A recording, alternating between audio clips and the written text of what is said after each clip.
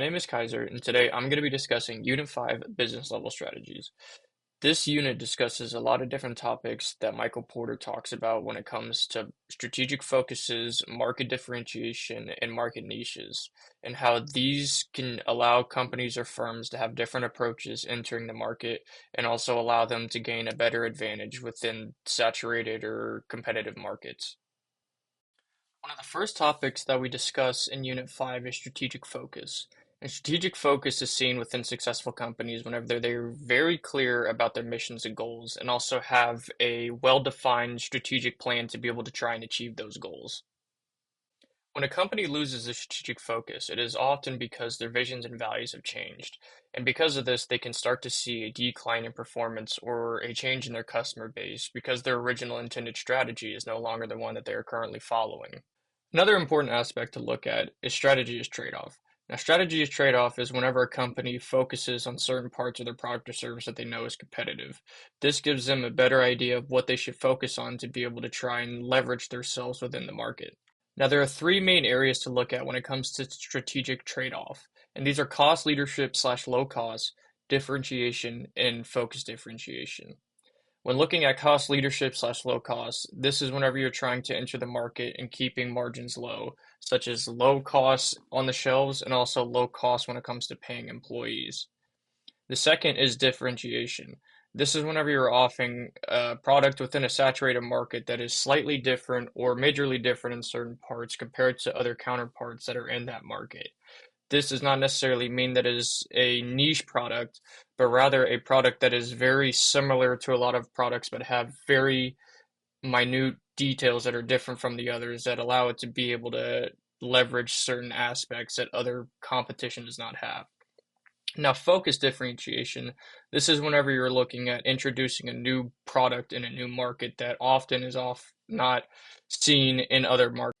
A common example of focus differentiation can often be seen within luxury brands, and this is not due to the fact that they have certain features that other brands do not, but most likely revolve around the fact that they are exclusive and hard to obtain. These can create a sense of focus differentiation as they create a new market or a market that they know is only being able to be tapped in by certain. Moving on from strategy of trade-offs, we begin to look at strategy of disciplines. This is where we take all of our focuses and all of our strategies and we begin to implement them and create an actual game plan for how we plan to achieve these goals. Once you've established your advantage and you figured out what your differentiation is, it is important that you stay consistent and disciplined in the way that you implement your plan. One of the three largest key components to look at is product leadership, customer intimacy, and operational excellence. These three components should be worked on together. While product leadership focuses on brand marketing and innovation within the product, operational excellence focuses on making sure that there is no friction within the infrastructure and that supply chain management is smooth and steady, while also trying to create a high volume of product. If you are able to execute product leadership and operational excellence well, then this makes customer intimacy a lot easier, as the customer is already satisfied with the product that they are getting, so they do not have any negative feedback to give. This also makes it easier for you to connect with the customer on other aspects that they may have issues about, whether it might be with the product or with the brand. The last topic I want to touch on is generating advantages. As we discussed earlier, jittering advantages can come through multiple different ways, whether it be trying to establish yourself as a low-cost organization or having a niche product that is not seen within the market or creating a new market with a new product. Although generating an advantage is often positive, it does come with a lot of negative side effects. For example, when trying to generate an advantage through low cost, it is possible for you to start reaching a limit where trying to cut costs just becomes impossible, such as competing with other rivalry stores in the area to see who can become the lowest cost. You eventually will cut costs so much that you no longer make a marginal profit.